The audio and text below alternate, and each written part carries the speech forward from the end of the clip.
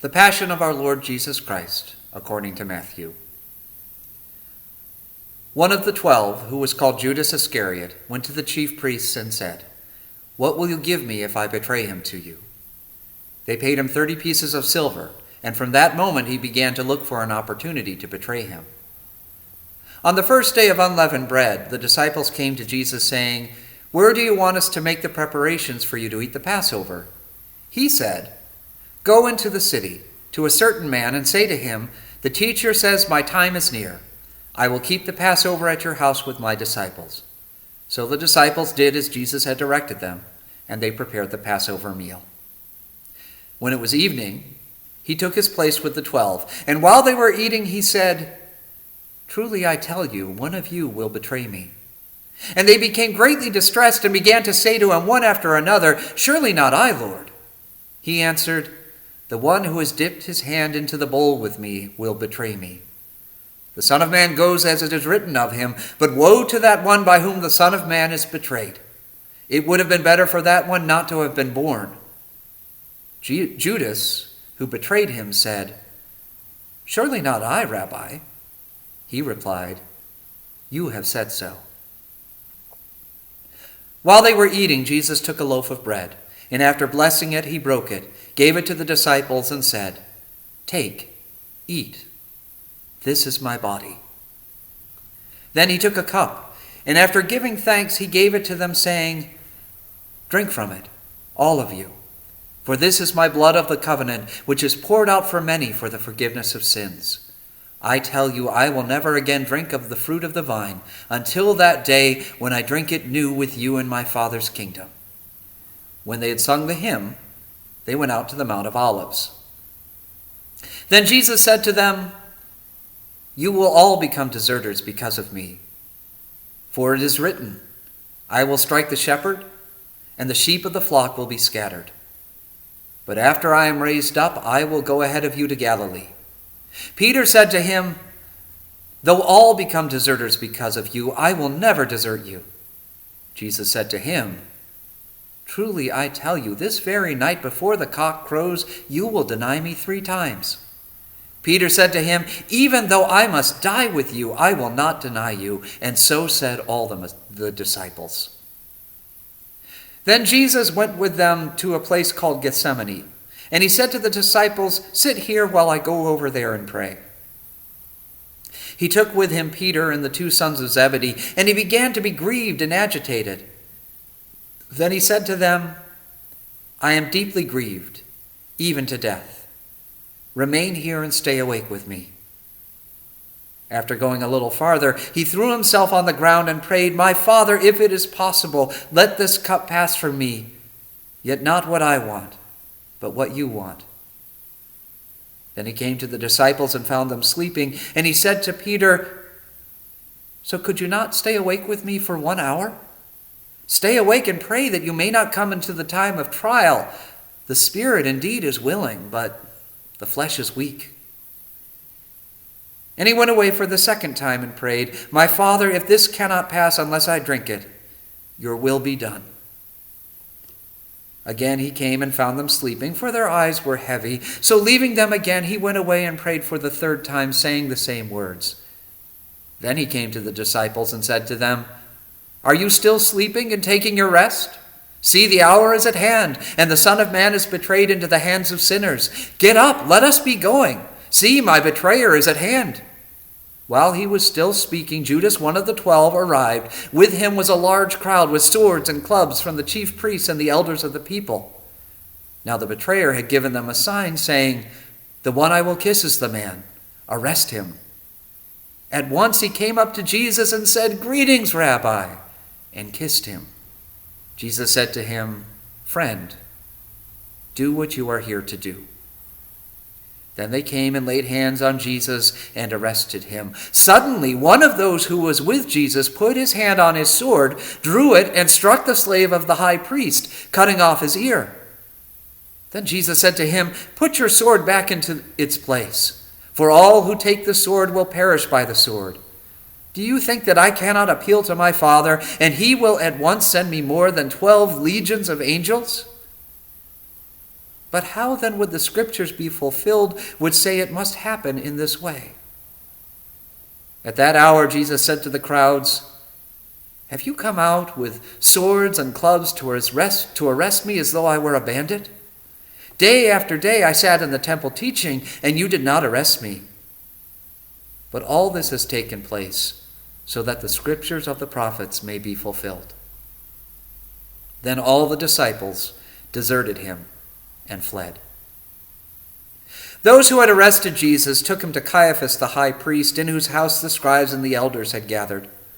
But Peter was following at a distance, as far as the courtyard of the high priest. And going inside, he sat with the guards in order to see how this would end. Now the chief priests and the whole council were looking for false testimony against Jesus so that they might put him to death. But they found none, though many false witnesses came forward. At last 2 came forward and said, "This fellow said, 'I am able to destroy the temple of God and build it in 3 days.'" The high priest stood up and said, "Have you no answer? What is this they testify against you?" But Jesus was silent. Then the high priest said to him, "I put you under oath before the living God. Tell us if you are the Messiah, the Son of God." Jesus said to him, "You have said so.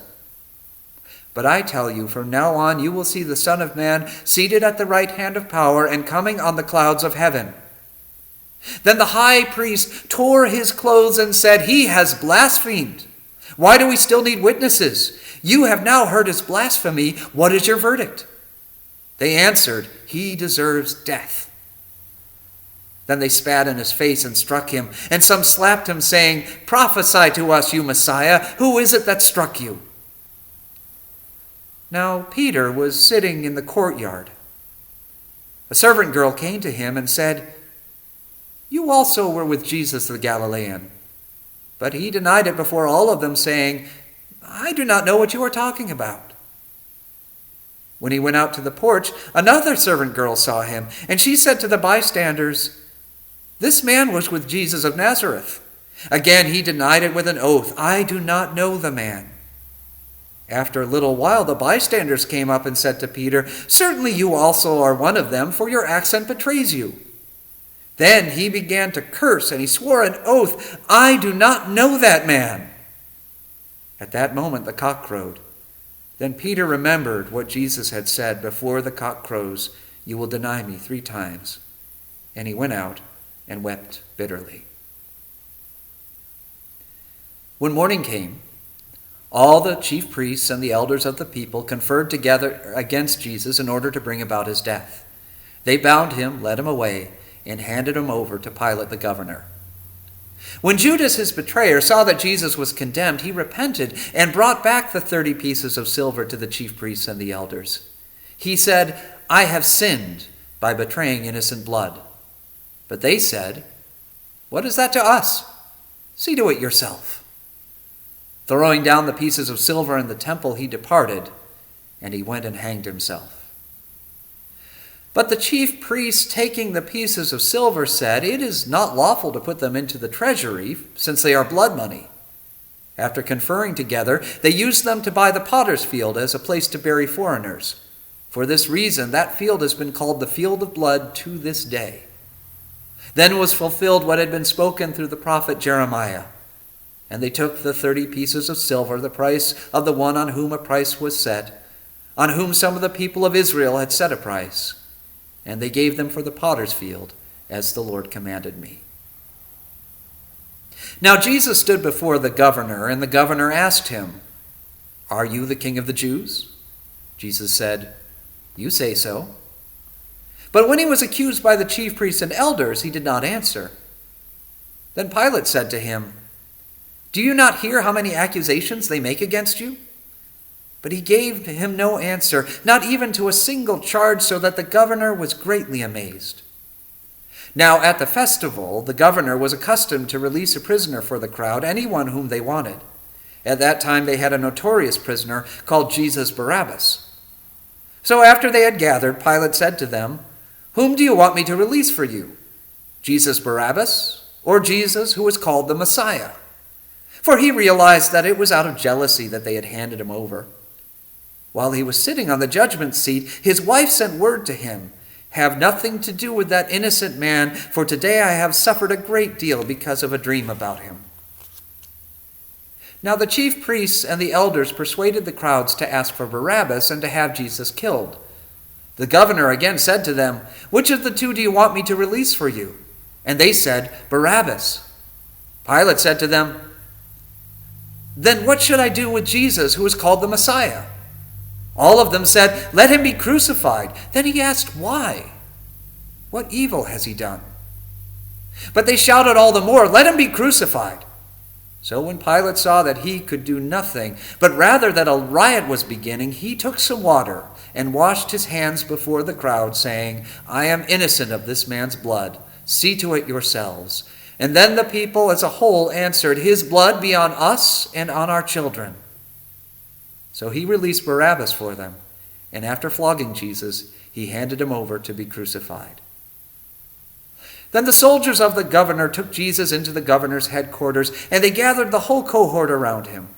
They stripped him and put a scarlet robe on him. And after twisting some thorns into a crown, they put it on his head. They put a reed in his right hand and knelt before him and mocked him, saying, "Hail, King of the Jews!" They spat on him, and they took the reed and struck him on the head. After mocking him, they stripped him of the robe and put his own clothes on him. Then they led him away to crucify him. As they went out, they came upon a man from Cyrene named Simon. They compelled this man to carry his cross. And when they came to a place called Golgotha, which means place of a skull, they offered him wine to drink mixed with gall. But when he tasted it, he would not drink it. And when they had crucified him, they divided his clothes among themselves by casting lots. Then they sat down there and kept watch over him. Over his head they put the charge against him, which read, "This is Jesus, the King of the Jews." Then 2 bandits were crucified with him, one on his right and one on his left. Those who passed by derided him, shaking their heads and saying, "You who would destroy the temple and build it in 3 days, save yourself. If you are the Son of God, come down from the cross." In the same way, the chief priests also, along with the scribes and elders, were mocking him, saying, "He saved others. He cannot save himself. He is the King of Israel. Let him come down from the cross now, and we will believe in him. He trusts in God. Let God deliver him now if he wants to. For he said, 'I am God's son.'" The bandits who were crucified with him also taunted him in the same way. From noon on, darkness came over the whole land until 3 p.m. And about 3 o'clock, Jesus cried with a loud voice, "Eloi, Eloi, lama sabachthani?" That is, my God, why have you forsaken me?" When some of the bystanders heard it, they said, "This man is calling for Elijah." At once one of them ran and got a sponge, filled it with sour wine, put it on a stick, and gave it to him to drink. But the others said, "Wait, let us see whether Elijah will come to save him." Then Jesus cried again with a loud voice and breathed his last. At that moment, the curtain of the temple was torn in two from top to bottom. The earth shook and the rocks were split. The tombs also were opened, and many bodies of the saints who had fallen asleep were raised. After his resurrection, they came out of the tombs and entered the holy city and appeared to many. Now when the centurion and those with him who were keeping watch over Jesus saw the earthquake and what took place, they were terrified and said, "Truly this man was God's son." Many women were also there, looking on from a distance. They had followed Jesus from Galilee and had provided for him. Among them were Mary Magdalene and Mary, the mother of James and Joseph, and the mother of the sons of Zebedee. When it was evening, there came a rich man from Arimathea named Joseph, who was also a disciple of Jesus. He went to Pilate and asked for the body of Jesus. Then Pilate ordered it to be given to him. So Joseph took the body and wrapped it in a clean linen cloth and laid it in his own new tomb, which had been hewn in the rock. He then rolled a great stone to the door of the tomb and went away. Mary Magdalene and the other Mary were there, sitting opposite the tomb. The next day, That is, after the day of preparation, the chief priests and the Pharisees gathered before Pilate and said, "Sir, we remember what that impostor said while he was still alive. After 3 days I will rise again. Therefore command the tomb to be made secure until the 3rd day. Otherwise his disciples may go and steal him away and tell the people he has been raised from the dead, and that last deception would be worse than the first." Pilate said to them, "You have a guard of soldiers. Go, make it as secure as you can." So they went with the guard and made the tomb secure by sealing the stone. This is the passion of our Lord.